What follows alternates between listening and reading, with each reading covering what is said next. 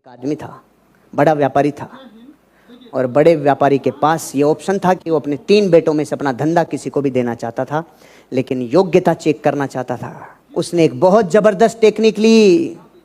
उसने कहा मेरे 3 बेटों की परीक्षाएं करता हूं, इनमें से जो योग्य होगा उसको मेरा व्यापार विरासत में देके जाऊंगा। और तैयारी में उसने 3 बेटों को बुला के बोला, बेटा अपने से 20 किलोमीटर दूर बौद्ध भिक्षुओं का एक मठ है, बौद्ध भिक्षुओं का मठ है, तुम जाओ और उस बौद्ध भिक्षुओं के मठ में कंघियां बेच कर आओ। अब आप बौद्ध भिक्षु का मतलब समझते हैं? समझे कि नहीं समझे? बौद्ध भिक्षु का मतलब है भाई बाल नहीं है, कंघे बेच के आओ।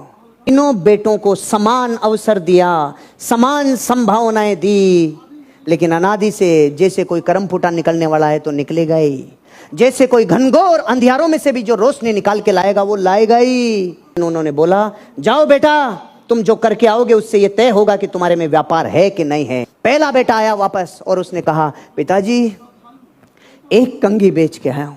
कैसे बेची बेटा? पिताजी मुझे पता था कि जिस व्यक्ति को मैं एक कंघी बेच रहा हूं उनके बाल ही नहीं हैं, तो मैंने उनको ये कहा, देखो भैया आपके बाल तो है नहीं, लेकिन फिर भी ऐसी संभावनाएं बन सकती है कभी से कभी कि आपको ये कुछ किसी न किसी काम में आ जाए। तो मैंने देखा कि कुछ बौद्ध भिक्षुओं में से 1-2 लोग ऐसे थे जिनके कुछ पीठ पे कुछ रोग थे, खुजली थी, ये थी वो थी। तो मैंने उनको कहा भैया ये लो और आप इससे खुजाने में आप मदद मिलेगी आपको, इससे आप खुजा पाओगे। तो वो एक आदमी जो रोगी था उसने मेरी कंघी खरीद ली और वो संभावनाओं के ऊपर मैं ये एक कंघी बेच के आया हूँ। दूसरे को बोला, बेटा तू कितनी कंघी बेच के आया? पिताजी मैं 10 कंघी बेच के आया। बेटा 10 कंघी कैसे बेची? पिताजी मैंने बौद्ध में जो भी बौद्ध मठों में जितने भी भिक्षु थे उन सारे भिक्षुओं में एक चीज देखी, उनसे शिक्षा लेने के लिए लोग आते थे, मिलते थे, यात्री आते थे। तो मैंने उनको जाकर कहा, देखिए भैया आपको तो ये कंघी काम में आएगी नहीं, लेकिन आपके यहाँ हवाएं ज़्यादा चलती है, आपके जो यात्री आते हैं इन यात्रियों को कभी कभी हवा में बाल बिगड़ जाते हैं, इसलिए उनको कंघी रखी हुई मिलेगी तो उनका मन करेगा और वो कंघी से अपने बाल बना लेंगे। उन्होंने कहा ठीक है भाई, यात्रियों के काम में आएगी। 10 कंघी खरीद ली उन्होंने मेरे से। तीसरे ने आके बताया, बापू 1000 कंघियां बेच के आया हूं। अब मैं आपसे पूछना चाहता हूं, गंजों की नगरी में अगर कोई 1000 कंघी बेच के आया होगा रे, कुछ तो भारी होगा। अब सवाल आपके लिए, कैसे बेची होगी? क्योंकि आप खुजली बताने वाले थे तो वो पहले वाले ने खुजा दी, आप बोलने वाले थे भाई लोग तो आते हैं, वो भी उसने कर दी।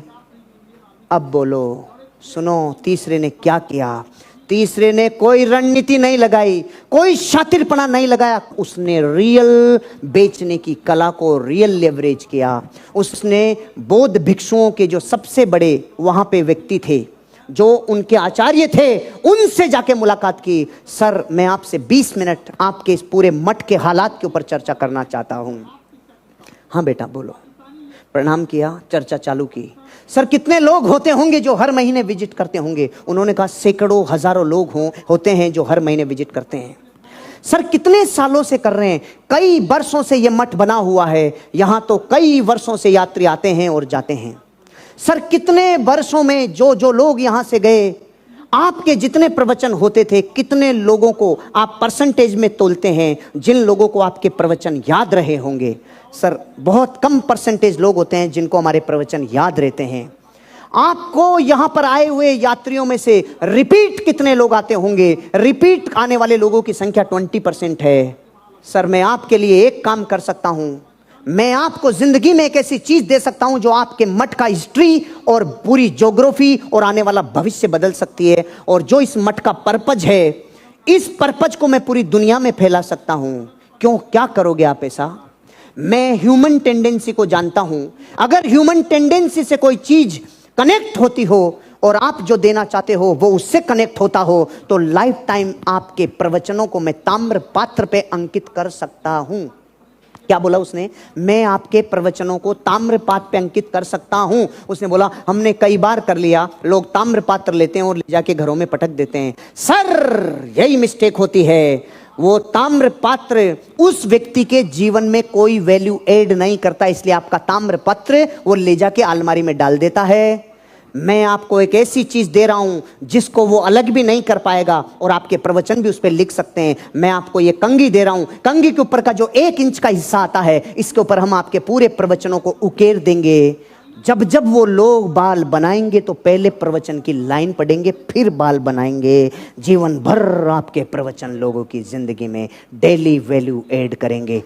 1000 कंघे। सुनो, उसके बाद मठ में आने वाले यात्रियों की संख्या कई गुना हो गई।